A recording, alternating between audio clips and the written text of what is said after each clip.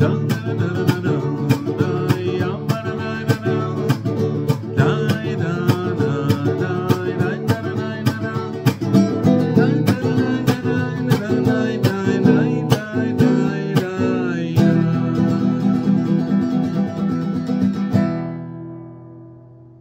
à tout le monde, Shavua Tov, avec l'aide de Dieu, avec votre permission.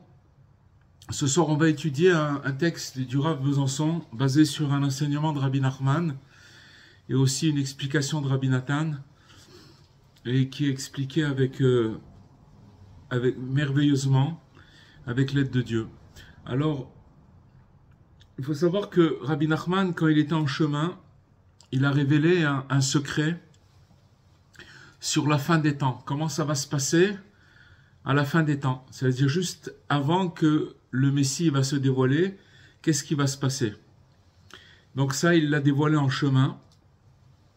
Il a dit que après la destruction du second temple, alors il faut savoir que les sages à l'époque, donc on parle d'à peu près il y a 2000 ans, ils se sont rassemblés à Yavne. C'est une ville en Israël, en Terre Sainte. Et ils ont prophétisé sur les conséquences de l'exil qui allait venir. Donc déjà, il y a 2000 ans, ils ont vu ce qui allait se passer et ils ont annoncé que la Torah, elle va être oubliée. C'est ça qu'ils ont vu dans la prophétie, tout simplement parce que l'état du peuple, l'état de la génération, il était très très bas. Imaginez-vous qu'à l'époque, il y a 2000 ans, comment il était bas, alors qu'est-ce qu'on devrait dire aujourd'hui? Mais à cette époque déjà, il y avait des signes annonciateurs de l'état, de toute la génération à l'époque. Et donc, ils ont dit, si ça continue comme ça, la dégringolade, c'est sûr qu'il ne restera plus que la Torah, elle va être oubliée. Au point que même, à quel point la Torah, elle va être oubliée, ils ont dit que même un croyant qui est simple, il ne pourrait plus obtenir d'éclaircissement sur les sujets les plus courants. Ça veut dire qu'ils vont, les gens ils vont être très très très perdus. En fait, cette prophétie, elle nous amène à aujourd'hui. Pardon. Elle nous amène à aujourd'hui. C'est en fait là où on se trouve aujourd'hui. Mais cependant, en entendant cela, qui c'est qui a attendu ça, donc, et les sages ont parlé comme ça. Et à l'époque, c'était l'époque de Rabbi Shimon Bar Yochai. Et il s'est écrié en disant, la Torah ne sera pas oubliée. Comme il est écrit, car elle ne sera pas oubliée de la bouche de sa descendance. Si on prend ce verset, Lo tishtakar mipi zaro. C'est-à-dire qu'elle ne sera pas oubliée de la bouche de sa descendance.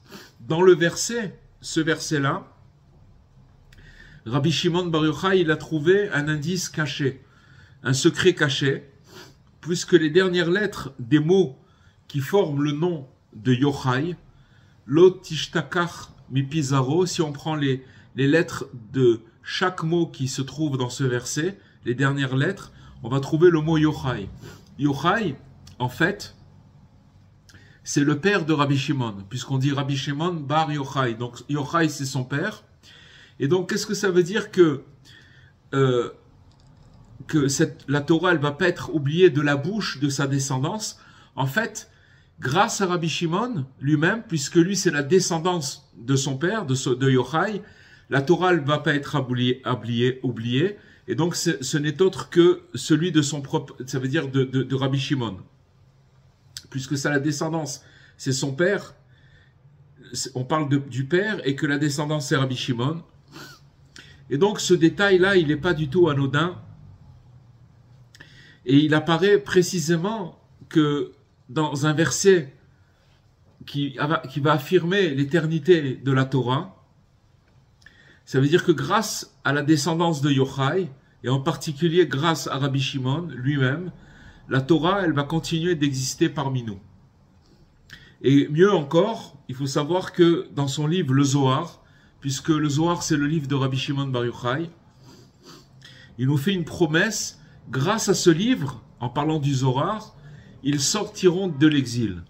Donc c'est une prophétie que ce livre-là, il va permettre à toutes les générations de pouvoir trouver, puisqu'on sait que le Zohar, il a amené des secrets qui ne pouvaient pas être dits et qui étaient très profonds, mais comme les générations, elles descendaient, Rabbi Shimon, il les a pris, ces secrets, il a commencé à les faire descendre, et après le Harizal, il a pris ces secrets-là, et il les a amenés encore à portée de la masse, du peuple. Mais donc, quand on fréquente ce livre, c'est grâce à ce livre ils sortiront de l'exil. Et donc, c'est par Rabbi Shimon et son livre le Zohar que la Torah, elle va triompher de l'épreuve du temps et de l'exil. Et que finalement, on sortira de l'exil grâce à ce livre-là.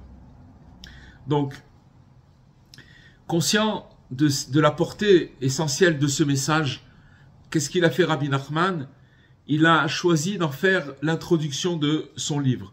Si vous prenez le livre Likutei Moharan, vous avez la première leçon, mais juste avant la première leçon, il y a une préface, et cette préface, c'est justement le message de Rabbi Shimon. C'est-à-dire qu'il ramène Rabbi Nachman, il a fait un petit enseignement qu'il n'a pas noté cet enseignement comme le numéro 1, puisque la première Torah, la première enseignement de Rabbi Nachman, elle parle d'autre chose, mais c'est comme une espèce de préface.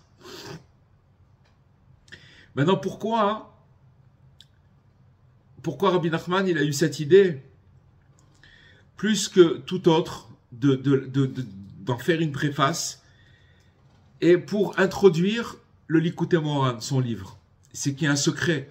C'est pas pour rien que Rabbi Nachman, avant son premier enseignement, il a amené cet enseignement-là.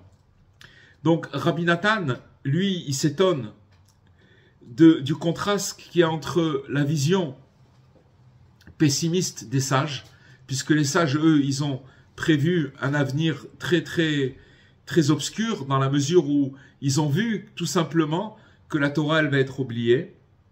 Donc, les sages, ils ont prophétisé l'oubli de la Torah. Et donc, Rabbi Nathan, il ne comprend pas. Parce que, d'un côté, il y a un contraste entre, par rapport au pessimisme des sages, leur vision, parce que ce qu'ils ont vu, c'est vrai. Et de l'autre côté, il y a l'optimisme qui est affirmé par Rabbi Shimon Bar Yochai. Et donc, Rabbi Nathan, il a tranché. Il a dit qu'en vérité, les deux avis, ils sont justes. Donc, on va développer un petit peu et on va essayer de comprendre en profondeur qu'est-ce que ça veut dire que les sages, ils ont dit que la Torah, elle va être oubliée. Et que d'un autre côté, Rabbi Shimon, il a dit que grâce à mon livre, on sortira de l'exil. Ces deux contrastes. En fait, Rabbi Shimon, il était pas contre, mais il avait un avis contraire. Et donc, pour donner cet avis, il faut pouvoir se tenir sur quelque chose de très fort. Maintenant, on va expliquer comment ces deux perspectives qui sont complètement opposées, elles peuvent être vraiment toutes les deux vraies. Et pour expliquer cette chose-là, Rabbi Nathan, il s'appuie sur la 12e leçon du Likutei Moharan et il va établir un lien profond qui va éclairer cette question-là qu'on a, c'est-à-dire le contraste qu'il y a entre ces deux visions-là. Donc, il nous dit que le monde, il a été créé par 10 paroles. Rabbi Nathan, il amène dans cet exposé que donc le monde, il a été créé par 10 paroles, comme c'est écrit dans les maximes de nos pères, le Pirkei Avot. Et donc, par 10 paroles que Dieu il a énoncées, le monde, il fut créé. Donc, ces 10 paroles, elles incluent des commandements divins, comme par exemple que la lumière soit, que le firmament existe, que la terre produise, etc. À chaque fois que Dieu il a demandé que la lumière soit, alors la lumière fut, et donc par sa parole, il a agi, il y a eu une action qui a créé la chose. Et donc ça s'est créé avec tout le monde, toute la création de Dieu, elle s'est créée par 10 paroles, etc. Donc parmi elles, il y a eu 9 paroles qui furent exprimées clairement. Ça veut dire qu'elles étaient exprimées explicitement et clairement. Mais la première, le tout premier énoncé, il est resté scellé. C'est quoi ce premier nom? Donc il y a eu 10 paroles, il y en a 9 qui sont claires et qui sont audibles, qui sont explicites, et il y en a une qui est complètement scellée, elle est cachée, et c'est en vérité Bereshit. Le mot Bereshit, Bereshit bara Elohim et Hashamayim et Haaretz, au commencement, au début, Dieu il a créé le ciel et la terre. Cette parole-là, elle est hermétique, elle est scellée, elle est cachée. Et donc si cette parole initiale, elle avait été révélée et expliquée, puisqu'elle est cachée, mais si elle avait été révélée et expliquée, alors toute la séparation entre le monde et le divin aurait disparu. C'est-à-dire que maintenant, vous comprenez bien qu'on vit dans un monde où tout est caché, où de dévoiler la présence divine, c'est pas évident. Il y a des événements, etc. Mais si on avait le dévoilement de cette parole qui est scellée, qui est cachée, et elle avait été révélée et expliquée, alors cette séparation entre le divin et le monde aurait disparu. Et donc on aurait eu une conscience qui était éclairée de l'humanité, c'est-à-dire qu'on aurait compris l'humanité,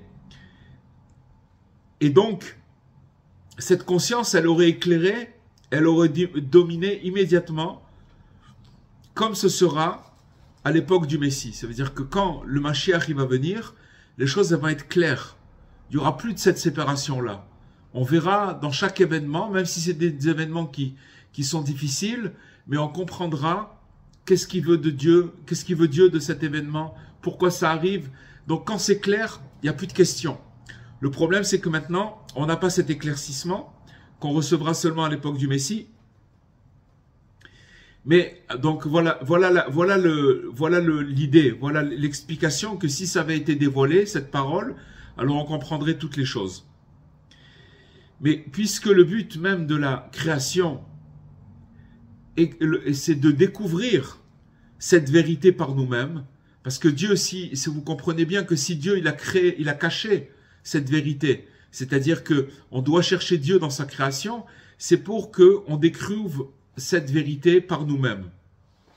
Et donc Dieu, il a volontairement voilé ce premier énoncé, cette première parole, et en rendant cet énoncé complètement hermétique pour préserver le libre arbitre.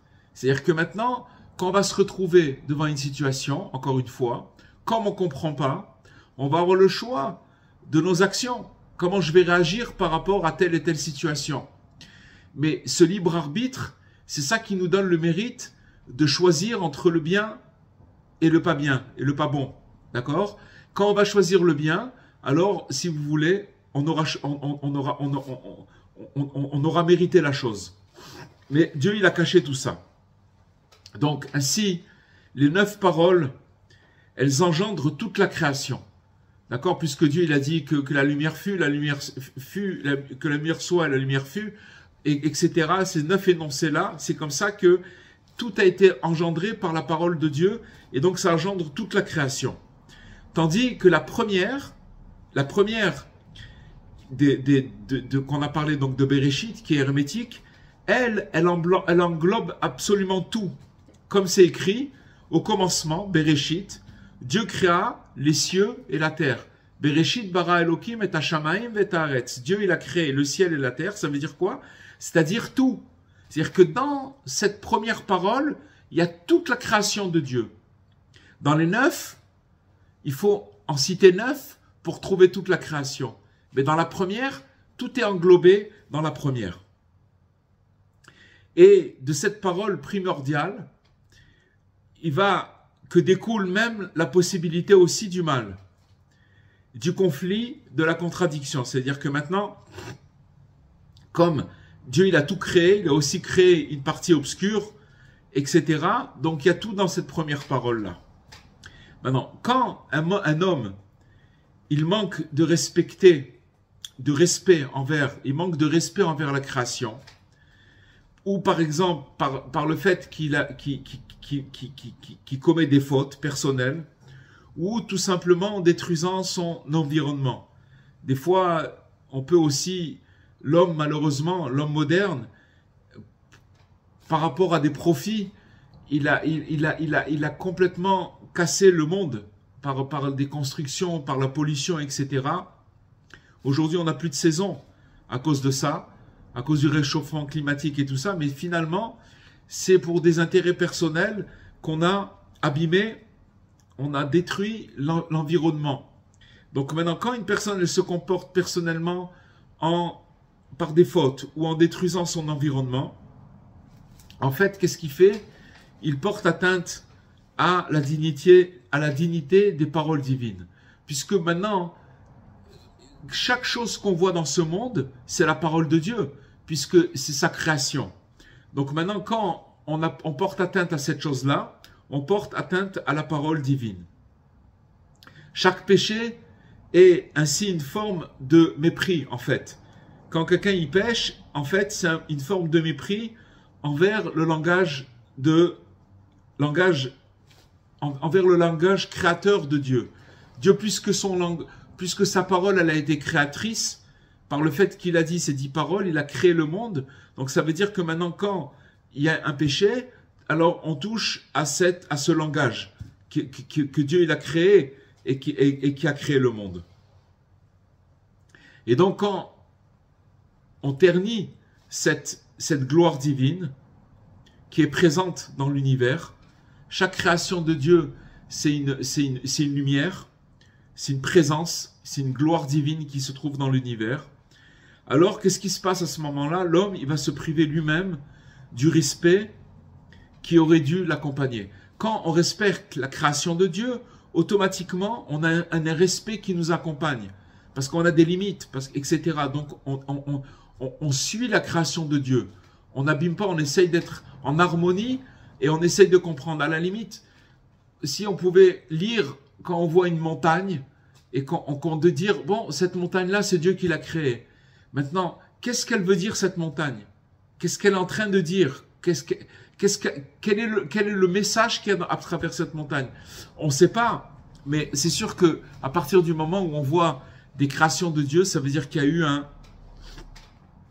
un message. Et quand on abîme cette création, automatiquement, alors on se prive du respect qui aurait pu nous accompagner.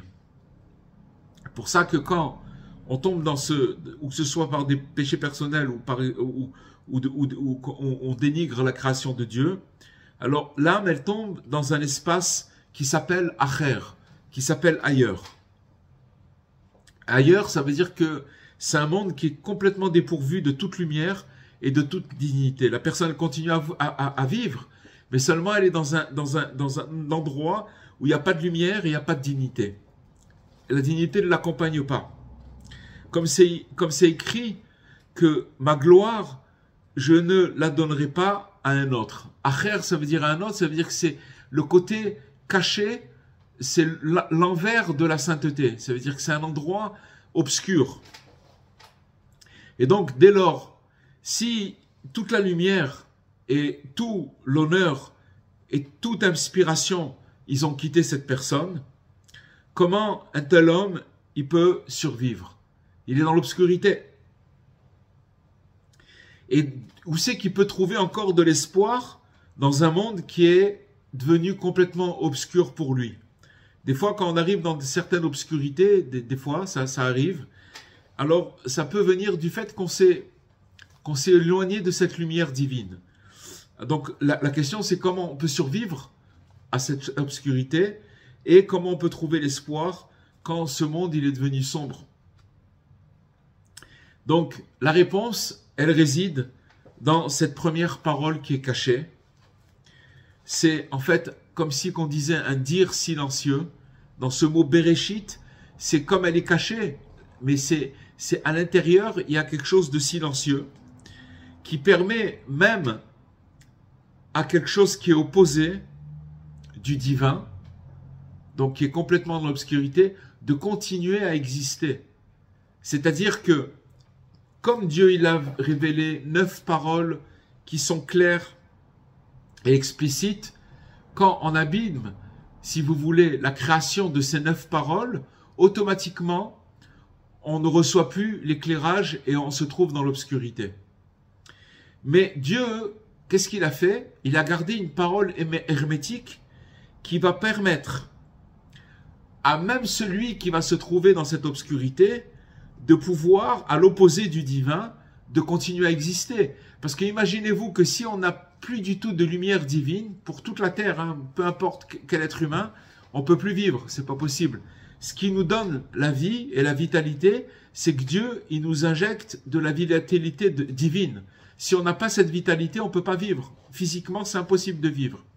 Maintenant, donc, quand on a été éjecté de cette lumière divine, il faut quand même exister. Sinon, comment on fait pour vivre?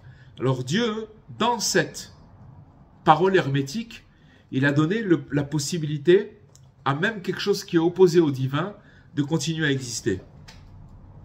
Et donc c'est par ce silence que subsiste même l'homme perdu.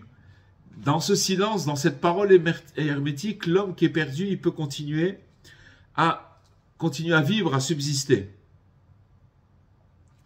Et qu'il faut savoir qu'il y a toujours une porte de retour qui reste ouverte. Parce qu'en fait, ce qui va sembler caché, c'est en réalité, ça n'attend que d'être révélé. Donc Hachem, il a fait exprès de cacher cette parole-là, et elle attend d'être révélée. On va expliquer quelle est cette révélation. C'est quelque chose de très très fort.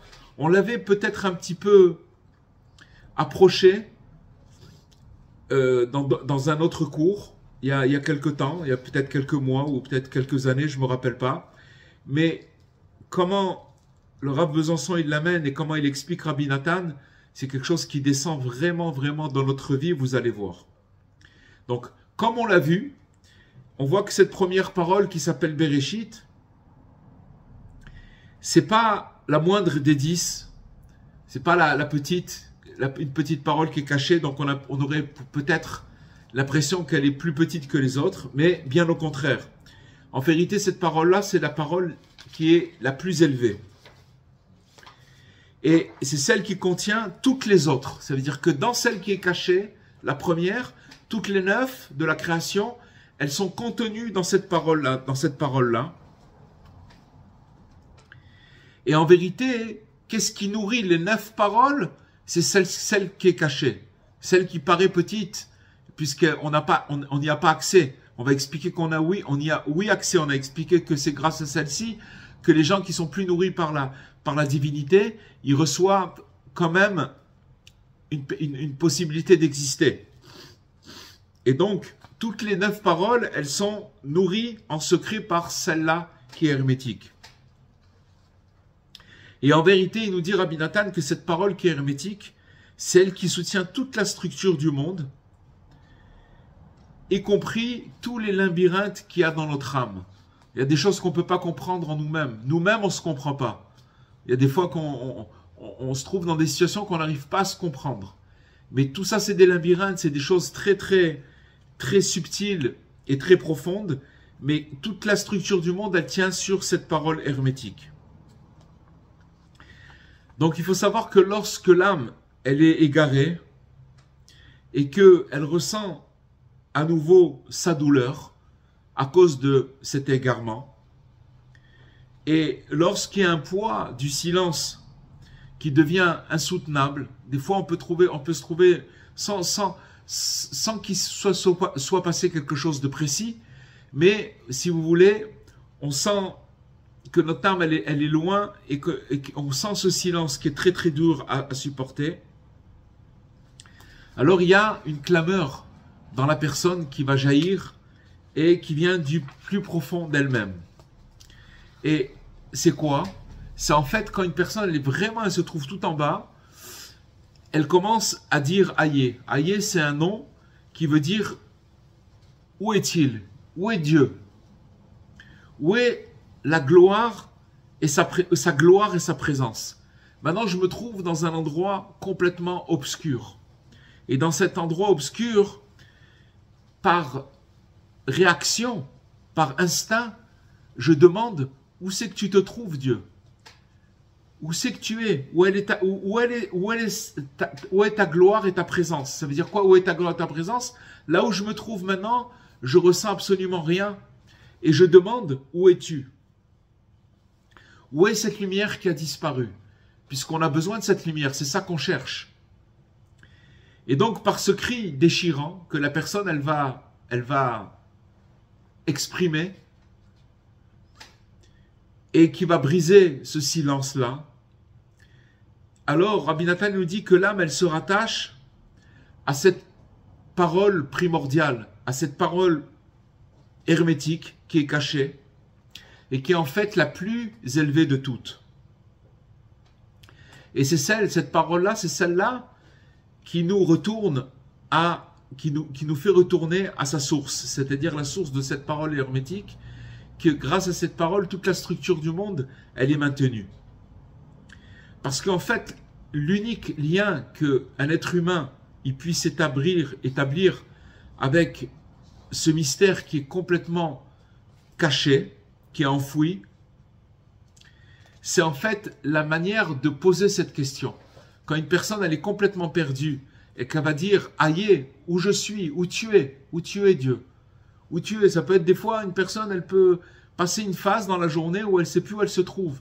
Si elle a la présence d'esprit, la réactivité de demander « mais je ne suis pas bien, où es-tu mon Dieu ?»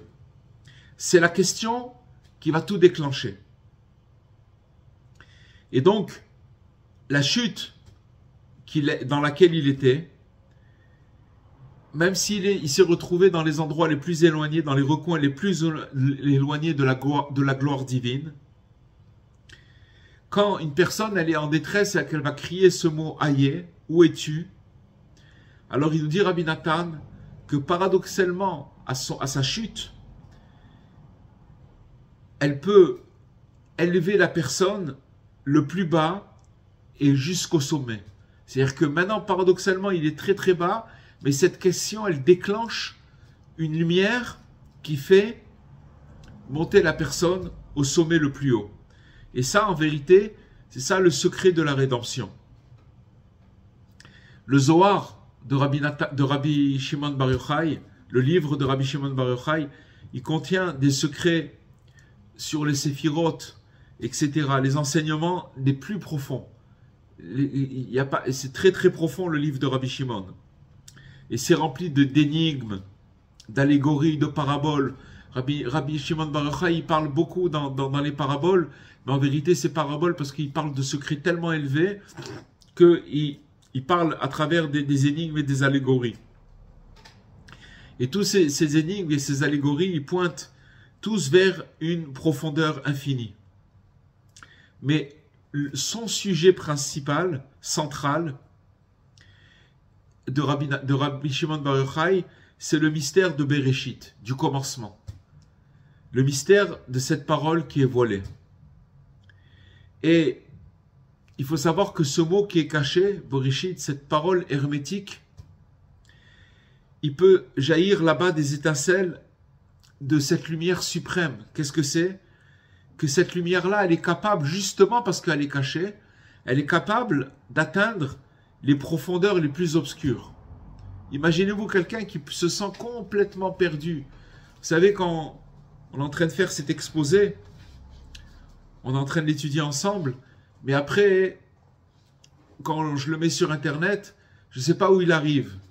Mais c'est quelque chose, c'est un secret que quelqu'un qui se sent le plus perdu possible et qui pense qu'il n'a plus aucun lien avec Dieu, il est le plus proche de Dieu. Pourquoi? Parce que si à ce moment-là, il sort ce cri-là en disant « Mon Dieu, où tu es? Où elle est ta présence? Où elle est ta gloire? Ta présence, je veux la sentir là où tu es. » Comme on sait que Malé Kolaretz Kevodé, que Dieu il remplit tout l'univers, c'est-à-dire que même dans les endroits les plus obscurs, il descend là-bas. À une condition, c'est qu'on se connecte à cette question. Cette question, c'est tout un enseignement, numéro 11 du Likutei Moharan, où Rabbi Nachman il explique que par ce mot-là, par cette question, Aïe, c'est une question, mais qui est fait avec où es-tu Dieu? Où es-tu Dieu? Alors, la personne qui a chuté le plus bas, elle va remonter au sommet les plus grands. Et c'est pourquoi que le Zohar, il ouvre en fait une voie d'espoir. Il nous dit, le Zohar, seulement pour comprendre ce Zohar-là, il faut le comprendre à la lumière de Rabbi Nachman. En fait, ce Zohar, il nous dit, ne vous désespérez pas. Il faut jamais renoncer, jamais. Pour aucune raison au monde. Il faut tenir jusqu'à l'aube. Jusqu'à l'aube, ça veut dire qu'il y a des fois où une personne, elle doit dégringoler, dégringoler, dégringoler, jusqu'à arriver à son point le plus bas. Et à partir de ce moment-là, elle peut remonter.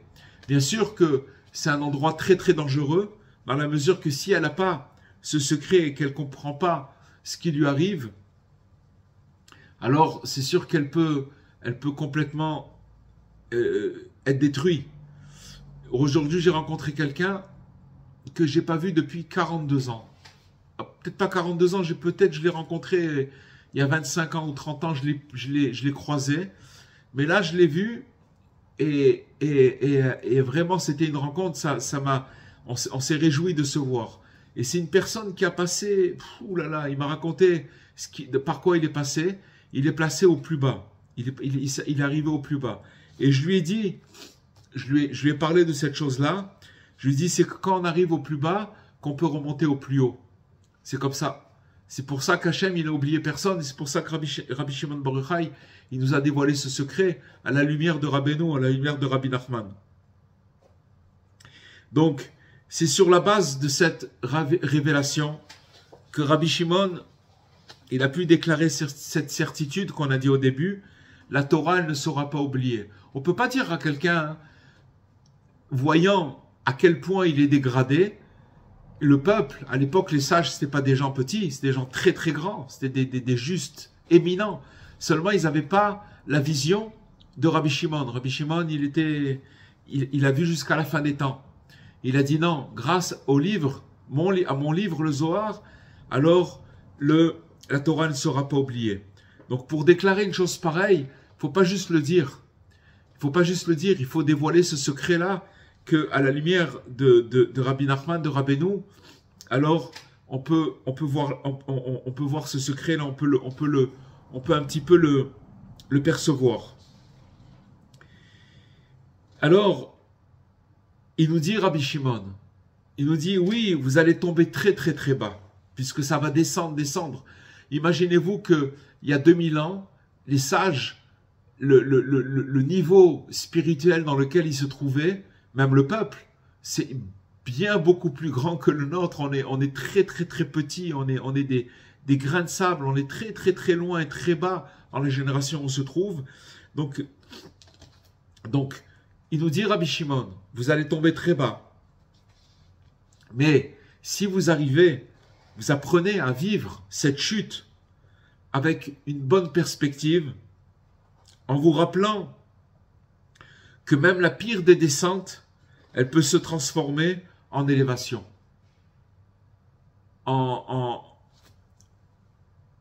Ça veut dire que la personne, elle peut descendre le plus bas possible. Et ça, il faut savoir que ça peut remonter symétriquement dans les hauteurs les plus grandes. C'est ça qui nous apprend. Donc si on arrive à vivre cette chute comme il faut, alors au moment où une personne se sentira perdue, si on a la force de se tourner vers Dieu, vers notre Père qui est miséricordieux, même si c'est tout ce qu'on est capable de faire, ça veut dire quoi? Qu'est-ce qu'on est capable de faire? Qu'est-ce qui nous reste? De dire où es-tu? C'est tout ce qu'on peut faire, pas plus que ça. On ne demande pas ni d'action, ni rien du tout. C'est de se rendre compte que oui, c'est descendu très bas, mais que on demande cette question, où es-tu? Où est ta gloire divine?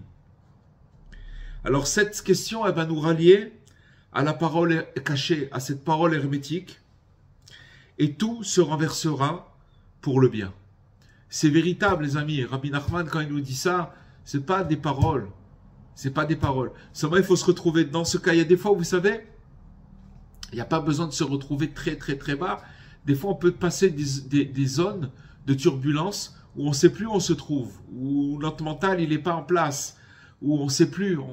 Alors, ça aussi, ça s'appelle une détresse. Et si on a la présence d'esprit de se rappeler ce qu'il nous dit Rabbi Nachman, et qui nous dévoile un secret extraordinaire, en vérité, il nous dévoile le secret de Rabbi Shimon Bar Yochai, alors qu'on va se relier à cette parole hermétique, tout se transformera en bien, pour le bien.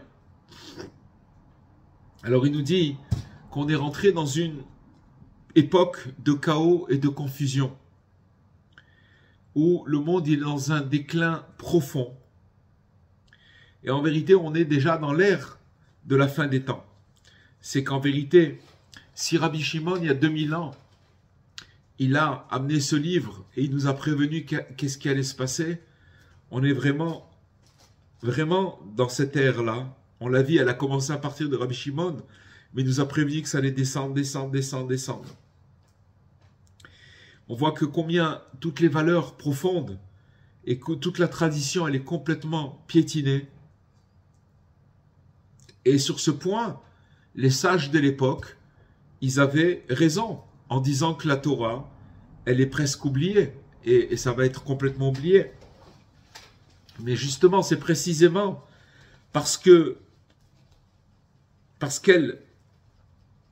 est si effacée, cette Torah, que les générations récentes, elles se sentent perdues.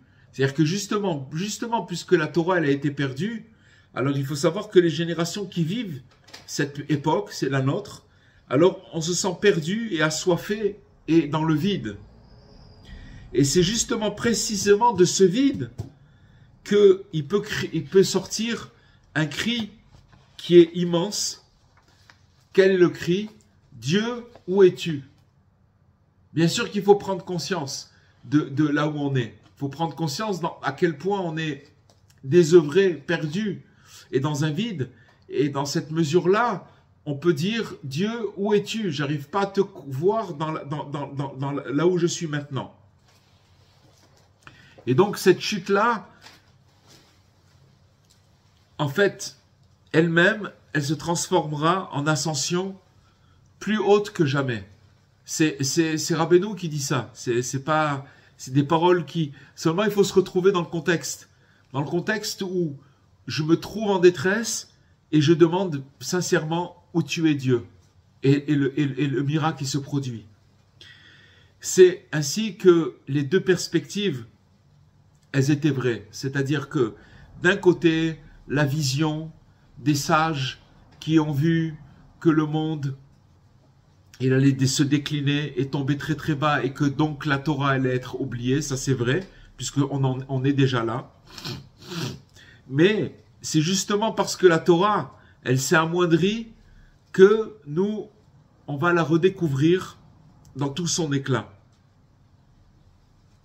Et donc, qui c'est qui a transmis ce message aux dernières générations? Puisque Rabbi Nachman, il a dit que de moi jusqu'à Mashiach, il n'y aura pas de nouveauté, dans la mesure que maintenant, je vais vous donner les médicaments, comment tenir jusqu'à la fin des temps. C'est moi qui donne ces médicaments, et c'est moi qui connais les médicaments, et c'est moi qui les donne. Donc, qui c'est qui a transmis ce message aux dernières générations? C'est Rabbi Nachman, qui révèle comment extraire du Zohar, du livre, de ce passage-là, une lumière qui est capable d'accompagner même les âmes les plus brisées, jusqu'à les faire se relever en vainqueurs. C'est-à-dire que cette chute, cette dégringolade, elle se transforme en tremplin. Et c'est quelque chose qui monte très très très loin. Vous savez ce que c'est un tremplin? Un tremplin, ça veut dire que on descend, et avec la force de la chute qui descend, après ça, on est pris. C'est ça un tremplin. Ça veut dire que le tremplin, il remonte après. Et avec cette force-là, on est projeté et on est relevé comme des vainqueurs. En fait, la mission du tzaddik, c'est de transmettre l'espoir que son regard prophétique il a perçu. Le tzaddik, il a eu un regard prophétique. Rabbi Shimon Bar Yochai, il a vu ce qui allait se passer à la fin des temps. Mais maintenant, ce regard prophétique-là, il fallait qu'il passe par Rabbi Nachman pour l'expliquer. Et donc, Rabbi Nachman, il a fait, au travers de ces 400 leçons qu'il a écrites dans le Likutei Moharan, des enseignements qui sont tous lumineux. Et donc, maintenant on comprend pourquoi Rabbi Nachman il a choisi de commencer son livre par la révélation de Rabbi Shimon, qui les a mis avant tous les enseignements qu'il a dévoilés Rabbi Nachman.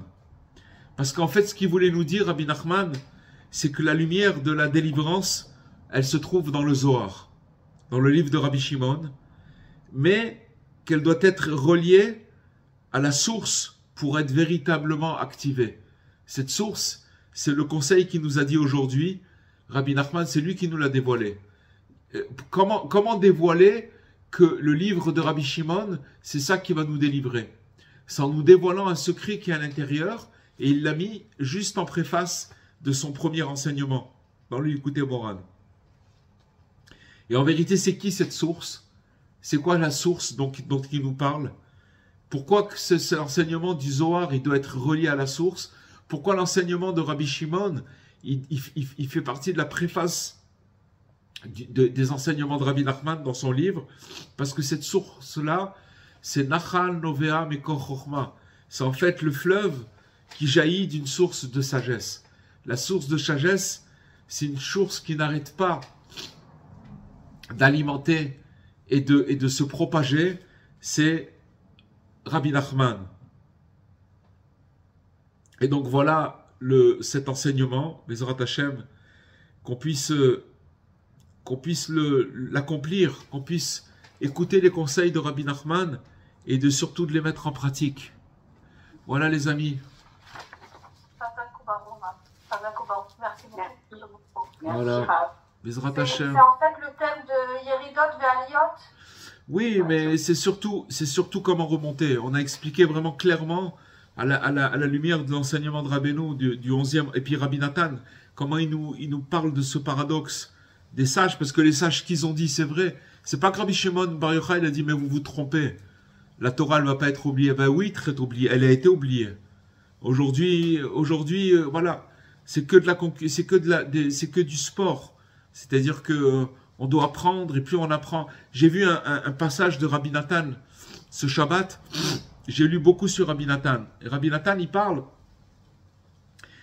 des Géoné Israël, des grands du peuple juif. C'est ceux qui étudient la Torah.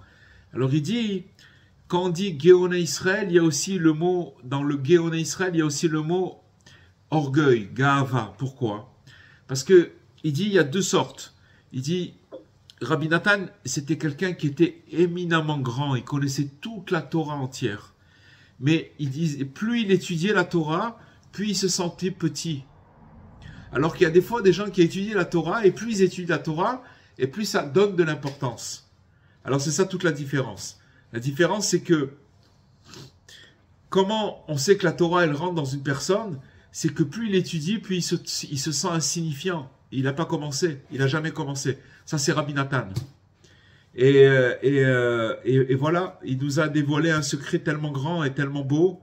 Et voilà. Et c'est je veux dire, le plus beau qu'il y a, c'est que c'est des secrets dans lesquels on a accès par le fait que ils ont été mâchés, ils ont été amenés par Rabbi Nachman, par Rabbeinu, et que Baruch Hashem, dans nos générations, il y a eu le Rav Besançon, comment il nous a expliqué cette chose, parce que on peut étudier cette Torah, tout ce qu'on a dit c'est marqué dans la Torah, mais il faut l'extraire. Il faut l'extraire avec des mots de tous les jours et de le mettre dans le vécu. Mais c'est véritablement quelque chose d'extraordinaire, parce que ça veut dire que maintenant, on a le Rabbeinu, et par ses élèves, il a dévoilé un secret qui descend jusqu'à chez nous. dans notre réalité. C'est pas des, et c'est quelque chose d'éminemment grand et extraordinaire et très secret. Mais seulement, on arrive dans notre génération aujourd'hui, qui est très basse, à pouvoir avoir accès et entendre des choses pareilles. C'est extraordinaire. Ça veut dire que vraiment, En Shum Yush Ba'olam Klal, le désespoir n'existe pas. Voilà les amis. Le secret, la finesse, c'est qu'il va falloir, au fond du gouffre, chercher Dieu, l'appeler. C'est juste lui, et on n'a rien à faire d'autre que ça. Parce que quand on est au fond du gouffre, on a dit, mais comment on peut m'écouter? Qu'est-ce qui peut se passer à ce moment-là? On a tout perdu. Mais c'est justement là que ça commence. Justement, je vais vous dire pourquoi les gens, pourquoi on peut croire que c'est perdu. Parce que on voit que par rapport à l'action et par rapport au rendement. Alors quand une personne ne fait plus rien, il n'y a plus de rendement. Qu'est-ce qu'on va faire avec ça? Il est bon à mettre à la casse? Pas du tout. Pas du tout parce qu'il est arrivé au plus profond. Mais si là-bas, il se rappelle, il sait vivre cette chose-là. Il dit Hachem, où es-tu? Tu t'existes là-bas. Alors c'est pas ça, c'est qu'il va déclencher une lumière qui va descendre là où il est et qui va le faire monter très très très très haut. Et c'est pas quelque chose de, vous comprenez, c'est pas quelque chose, c'est d'abord quelque chose de très très très très très précieux, très caché, très grand, mais c'est quelque chose que voilà qu'on peut vivre, que quelqu'un l'a qu'à expérimenter. On espère Bezrat Hashem que les paroles de Rabbeinu elles aillent très très très loin et que ceux qui entendront ça ils auront de l'espoir et qui pourront parce que n'importe qui peut y arriver. Au contraire, plus c'est bas, plus c'est fort. Nahon, mais c'est aussi, ça donne un autre sens à la phrase tant répétée, le désespoir n'existe pas. C'est-à-dire que quand on est en plein désespoir, c'est ce désespoir-là qui nous fait remonter, qui va nous permettre, comme vous avez dit, le tremplin. Complètement. Donc ça veut dire que même ce désespoir-là, il va falloir maintenant le voir de manière positive, donc il n'existe plus. Non, non, parce que quand je suis dans le désespoir, ça veut dire que je suis dans une zone où je suis plus éclairé. J'arrive plus à voir. Mais si, dans cette zone qui est complètement obscure, je fais appel à cette question, où es-tu, Aye Mekom Kevodé, où est ta gloire? Je voudrais savoir où est ta gloire, mon Dieu, dans l'endroit où je me trouve maintenant. Où c'est que tu te trouves? C'est pas possible, puisque tu remplis tous les mondes, tu es là partout. Fais-moi montrer où tu es. Rien que la question, tac, il va se passer quelque chose. C'est tout. Bien sûr, faut que ça vienne une question qui soit sincère. Voilà. Il faut que ça vienne du cœur. Ouais, ça vient du cœur, mais c'est pas difficile. Quand une personne elle est dans la détresse, ne vous inquiétez. Si elle est branchée là-bas, elle le dit avec ses tripes, c'est clair. Bezrat Hashem. Voilà les amis. Bezrat Hashem, je vous souhaite bonne soirée et Bezrat Hashem à la semaine prochaine en bonne santé. À très bientôt. Amen. À bientôt.